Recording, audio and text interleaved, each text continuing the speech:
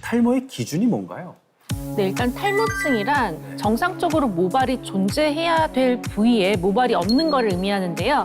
머리카락이 일정량, 그러니까 매일 하루에 한 50개, 70개 정도, 이 정도 빠지는 거는 정상적인 현상이라고 볼 수 있습니다. 그래요? 네. 세상에 머리가 하루에 하나도 안 빠진 사람은 없을까요? 그렇죠. 네. 근데 이 양이 하루에 빠지는 양이 100개 이상이다. 그러면 병적인 원인에 의한 탈모일 가능성이 높은 거죠. 네. 최근 5년간 국내에서 탈모증으로 진료를 받은 환자의 수는 계속해서 늘어나고 있는데요.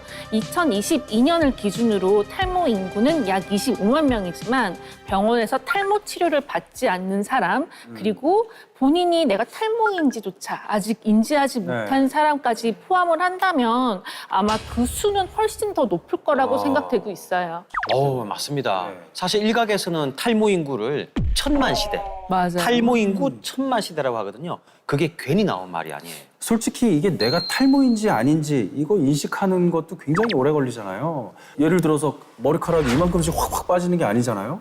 근데 어느 순간 서서히 빠지다 보면 이게 이미 너무 늦은 거죠. 저도 처음에는 탈모라고 생각까지는 안 했고요. 그러니까요. 머리카락이 얇고 가늘어서 어느 날 이렇게 셀카를 이렇게 딱 찍었는데 그 사진을 보고 제가 충격을 받고 탈모가 아닌가 의심을 하기 시작했어요. 그렇군요. 네. 자, 여성 탈모의 경우 대체로 정수리 부위에 시작되거든요. 네. 자, 이때 앞쪽 헤어라인은 거의 유지가 돼요.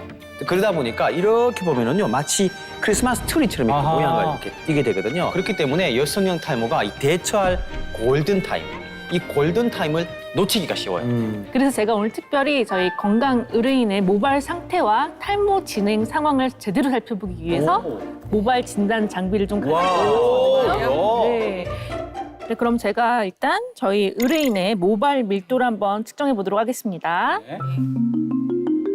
제곱센티미터 면적당 120개 이상이 있어야 되는 상황인데 지금 의뢰인분 같은 경우에는 85개 정도가 있는 상황이에요. 네. 모발 굵기가 표준값은 0.075mm 이상이에요. 근데 의뢰인분 같은 경우에는 0.012가 나왔습니다. 되게 낮게 나온 거거든요. 네.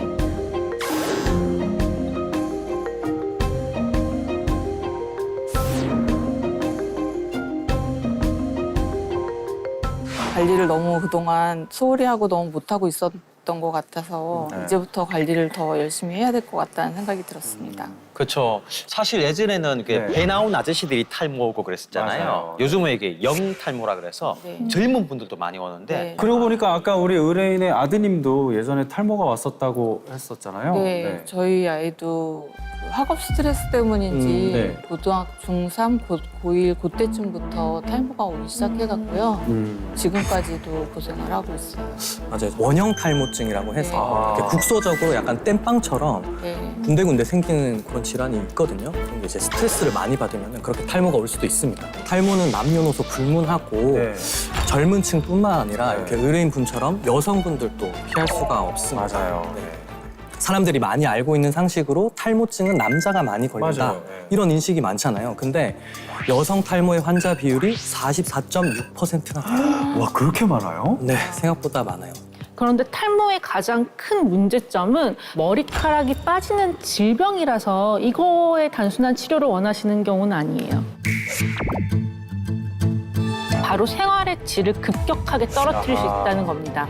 의뢰인처럼 스트레스뿐만 아니라 자신감이 떨어진다든지 대인 불안, 그리고 우울감과 같이 정서적으로 큰 문제를 야기할 수 있다는 거죠. 제 자신이 좀 낮아지는 위축되고. 네, 그런 생각이 조금씩 네, 근데 말이죠. 네. 여기서 끝이 아니에요.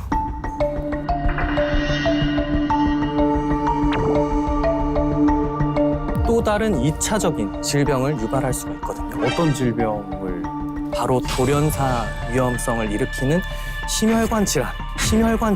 네? 탈모가요? 아니, 탈모가 심혈관 질환을 유발할 수 있다고요? 한 연구에서 원형 탈모 환자 23만 명을 대상으로 12년간 추적 관찰을 했더니 네. 탈모증이 있는 환자의 심근경색 발생 위험도가 4.5배까지 높아졌다고 합니다. 와.